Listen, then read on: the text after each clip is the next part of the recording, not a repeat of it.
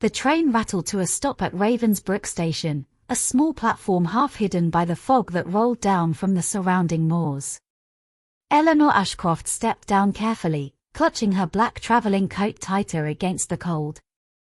She was only 28, a widow far too soon, and London no longer held any place for her. The solicitor's letter still weighed heavily in her handbag. She had inherited Blackthorn Hall, her late Aunt Beatrice's grand yet decaying country estate. The cab driver who had been waiting eyed her warily as she approached. "You are the new mistress of Blackthorn Hall then, miss?" he asked, almost in a whisper. Eleanor nodded. He looked away quickly, muttering something under his breath that she could not catch. The drive to the hall took them along a winding lane, past ancient oaks and fields swallowed by mist. The cab's wheels crunched against gravel as the silhouette of the house finally came into view.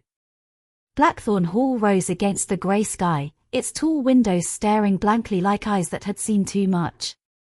The stonework was darkened by centuries of rain, and ivy crawled across the walls as if trying to strangle the building itself. As Eleanor stepped onto the threshold, a gust of wind blew open the heavy oak door with a groan. The air inside smelled faintly of damp wood and forgotten years. Portraits of stern-faced ancestors lined the hall, their painted eyes following her every step. She felt a shiver trace her spine but pressed on. A small envelope had been left on a table near the staircase. Her name was written on the front in her aunt's hand, though the ink was faded. Eleanor tore it open with trembling fingers. "My dearest Eleanor," the letter began, "if you are reading this, then I am gone, and the hall is now yours. But take heed, this house keeps secrets, and it will test you. What I could not escape, you must face." The words blurred for a moment as Eleanor's breath quickened. A sudden noise echoed above, like slow, deliberate footsteps moving across the floorboards of the empty corridor upstairs. She froze, her eyes darting to the staircase. The cab driver had long since gone. She was alone. Or so she thought. Darkness settled quickly over Ravensbrook, the mist thickening until the trees outside seemed like looming shadows pressed against the windows. Eleanor lit a single oil lamp, its golden glow barely pushing back the gloom that filled the vast rooms of Blackthorn Hall. She moved cautiously from chamber to chamber, her footsteps echoing against the stone floors. Dust clung to the air, stirred by her presence, and the silence was broken only by the distant creak of old beams. Despite herself, Eleanor felt the house breathing around her, as though it had been waiting for her arrival. In the library, shelves sagged beneath the weight of books untouched for decades. She ran her fingers along the spines, pausing when one volume stuck out slightly from the rest. Pulling it free, she found a note tucked inside. The paper was yellowed with age, the handwriting hurried and uneven. "They watch. They whisper. The hall will not let me go." Her heart thudded. She slipped the note back into the book just as a sudden crash echoed above, as if something heavy had fallen. Gathering her courage, Eleanor climbed the staircase, the banister cold beneath her hand. The corridor stretched long and dim, lined with doors that seemed to wait silently. She turned the handle of the nearest and entered what appeared to be a guest chamber. Moonlight filtered through torn curtains, casting pale light across a dressing table where a cracked mirror stood. For an instant, she thought she saw a figure in the glass, a tall woman in black standing behind her. Eleanor spun around. The room was empty. The air, however, carried the faint scent of lavender, sharp and sudden, though no flowers were present. Her breath quickened. She stepped backward, colliding with the bedframe. That was when she heard it again, the same deliberate footsteps she had heard earlier, this time coming closer, moving steadily down the corridor towards her. Eleanor gripped the doorframe, her pulse racing. The steps grew louder. She could not see anyone, but the weight of unseen eyes pressed upon her. Then, without warning, every door along the corridor slammed shut at once, the thunderous noise shaking the walls of Blackthorn Hall. The following morning, sunlight broke faintly through the mist, casting a pale light across Blackthorn Hall. Eleanor had scarcely slept. Her nerves remained frayed from the sounds and sights of the night before. Determined to find some reassurance, she wrapped her shawl around her shoulders and walked into the village of Ravensbrook. The narrow lanes wound between stone cottages, their chimneys puffing smoke into the morning air. Yet when Eleanor passed, villagers paused in their tasks, watching her with guarded expressions. Conversations hushed, and more than one person crossed themselves. She stopped outside the bakery, where the smell of fresh bread drifted out. The baker, a stout woman with kind eyes, stepped forward. "You must be Mrs. Ashcroft," she said softly. Eleanor nodded. The woman lowered her voice. "You'd do well not to stay in that house, love. Blackthorn Hall has a way of keeping hold of those who enter." Before Eleanor could respond, an older man leaned on his walking stick nearby. His eyes were sharp despite his years. "She should know the truth," he said firmly. Turning to Eleanor, he added, "Your aunt did not die of illness. She was found at the foot of the staircase in the hall, her face frozen in terror. No one could explain it. Some say she saw what none of us dare speak of." The baker glanced nervously at him. "Hush, George. Let the lady be." But Eleanor's curiosity deepened. "What do you mean?" she pressed. The old man shook his head. "That place is cursed. Shadows walk its corridors, and whispers belong to the dead. Your aunt tried to leave, but the hall would not release her." Eleanor's hands tightened on her shawl. Fear stirred within her, but alongside it, something else took root, an unyielding need to understand. She turned to leave, but as she did, the baker caught her wrist gently. "If you truly must stay, seek Father Matthew at the chapel. He knows more than any of us. But tread carefully, Mrs. Ashcroft. Some truths are not meant to be unearthed." As Eleanor made her way back up the hill towards the looming silhouette of Blackthorn Hall, she could feel the villagers' eyes on her, heavy with pity and dread. The house awaited her, silent and dark against the pale sky. And as she stepped once more across its threshold, she could have sworn she heard a faint voice whisper her name. That evening, Eleanor walked along the narrow path that wound through the village and up towards the small stone chapel on the hill. The bells had long fallen silent, and ivy crept along its walls much as it did at Blackthorn Hall. Inside, the air smelled faintly of candle wax and old stone. Father Matthew was kneeling at the altar when she entered. He was a man in his 40s, his face lined not by age but by the burden of knowledge. Rising to his feet, he greeted her with a solemn nod. "You must be Eleanor Ashcroft," he said quietly. "Your aunt spoke of you often." Eleanor clasped her hands tightly. "The villagers warned me. They said the hall is cursed. They said she did not die as they claimed." The priest's gaze darkened. He gestured for her to sit in a pew. "Your aunt was a woman of courage. But Blackthorn Hall is older than any of us care to admit. Long before it became your family's home, it was the site of rituals best left forgotten. A sect gathered there in the last century, seeking to summon what they could not control." Eleanor's breath caught. "A sect?" Father Matthew inclined his head. "When they failed, blood was spilled. That is why the hall remains restless. Your aunt discovered records hidden in the library, ledgers, journals, testimonies. She confided in me, but swore never to take them from the house. She believed the hall itself bound them there." Eleanor remembered the note she had found between the pages of the book, the words of despair. Her voice trembled. "She wanted to leave, did she not?" "She tried," the priest answered softly. "But something held her. She told me, only days before her death, that she could hear whispers at night, voices calling her name. The very same that you, no doubt, have heard." Eleanor's skin prickled with cold. She leaned forward. "Tell me what I must do." Father Matthew lowered his voice, so faint she had to strain to catch it. "The records remain hidden in the hall. If you uncover them, you will know the truth of its curse. But beware, Mrs. Ashcroft. The hall does not release its secrets without demanding something in return. The chapel fell silent. A candle flickered suddenly, as if stirred by an unseen hand. Eleanor turned sharply, but the doorway behind her was empty. Empty, except for the faint echo of footsteps retreating into the night. The wind howled through the chimneys as Eleanor returned to Blackthorn Hall that night.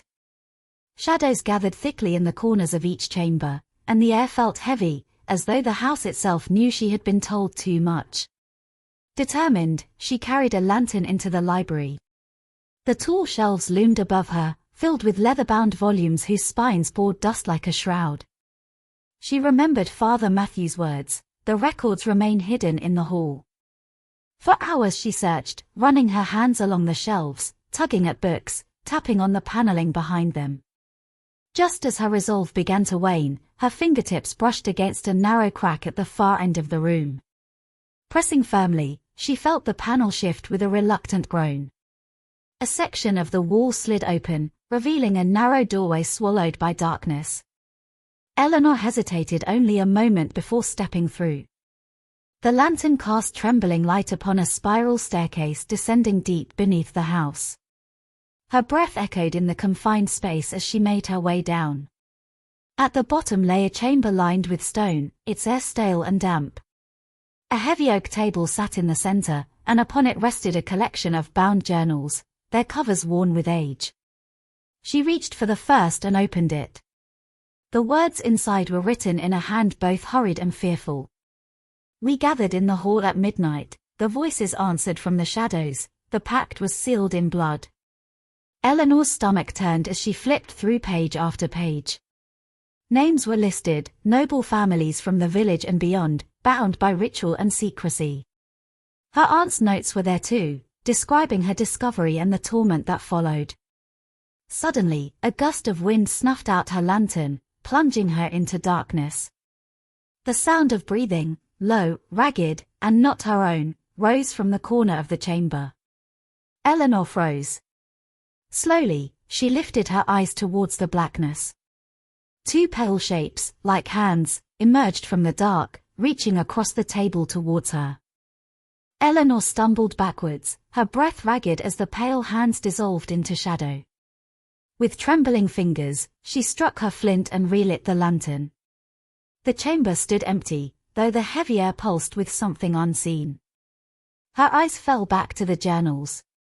One volume in particular bore her family crest upon its cover. She opened it, and her heart faltered. Inside were names she recognized, ancestors of the Ashcroft line, listed alongside accounts of the sex gatherings.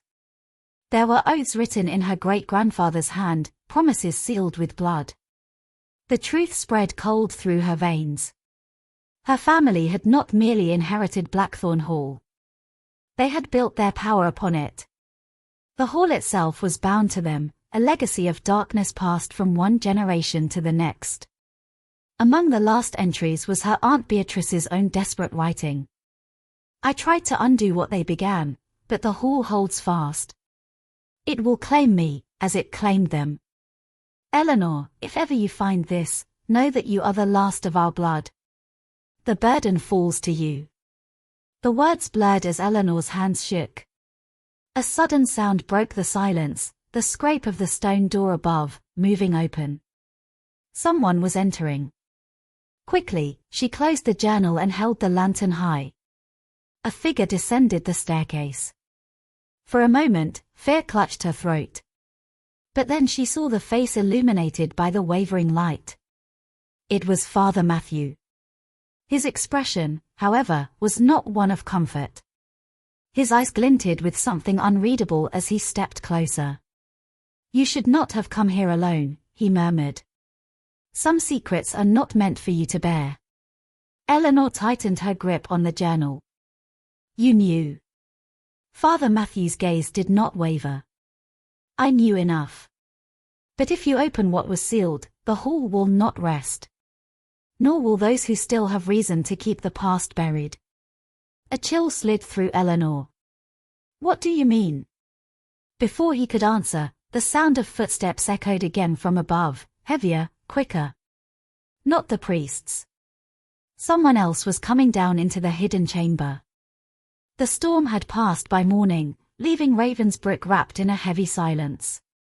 Mist curled low over the graveyard, clinging to the stones like veils of sorrow. Eleanor walked beside Father Matthew, their steps muffled on the damp ground, as they approached the ruined chapel that stood behind Blackthorn Hall. Its broken roof gaped towards the sky, and ivy choked the crumbling walls. Father Matthew held a lantern, though daylight filtered weakly through the mist. "This place has not been used for worship in over a century," he murmured. "It was condemned after a fire, but the villagers never speak of what truly happened here." Eleanor's skin prickled. She felt as if unseen eyes watched from the shadows. They stepped inside the ruin, where fractured pews lay scattered and the stone altar stood blackened with scorch marks. Dust swirled as Matthew placed the lantern upon the altar, its glow revealing a faint carving beneath the soot. She bent closer, tracing the lines with her fingers. "It is a symbol, the same as in my aunt's journal," she whispered. Intertwined thorns encircled a chalice, carved deep into the stone. This was not a church ritual. It was something else. With a grunt of effort, Matthew pushed aside the altar. Stone grated against stone, revealing a trapdoor beneath. The wood was darkened with age, yet still intact. The air that rose from below was stale and cold, carrying with it the faintest echo of earth and iron. Eleanor's heart raced. "My aunt came here. I am certain of it." The trapdoor creaked as Matthew pried it open. Steps descended into darkness, swallowed by shadows the lantern could not reach. Eleanor gripped the edge, staring down into the black throat of the earth. She felt the weight of centuries pressing in, the whispers, the footsteps, the warnings, all leading to this hidden place beneath the chapel. Whatever truth lay below had been buried for more than 100 years, sealed away to protect or to damn. Taking a trembling breath, Eleanor placed her foot upon the first stone step. The chill rose to meet her, biting into her skin. She looked back at Father Matthew, whose expression was grave but resolute. Together, they descended into the hidden depths. The lantern swayed, shadows dancing across the walls as they went deeper, step by step. The sound of dripping water echoed faintly, and the air grew colder still. At last, the stairway ended in a chamber carved from the bedrock itself. Strange markings adorned the walls, scratched into the stone in a language Eleanor could not read. In the center stood a stone slab, its surface stained dark. Father Matthew's voice dropped to a whisper. This was no chapel, this was an altar of sacrifice. The lantern's flame flickered, and for an instant, Eleanor thought she saw movement at the far corner of the chamber. A shadow, tall and watching, waiting for them. Her breath caught in her throat. "We are not alone down here." The storm raged outside Blackthorn Hall, its winds hammering the shutters, its rain beating the walls as though the heavens themselves wanted the house to collapse.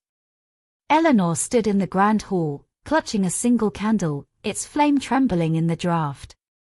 Father Matthew lay slumped against the wall, barely conscious, his face pale, his breathing shallow. The struggle with Mr. Hargrove had left him wounded. At the foot of the staircase, Mr. Hargrove stood with a dagger in his hand, his eyes wild, his voice low and seething. "You were never meant to uncover this," he hissed.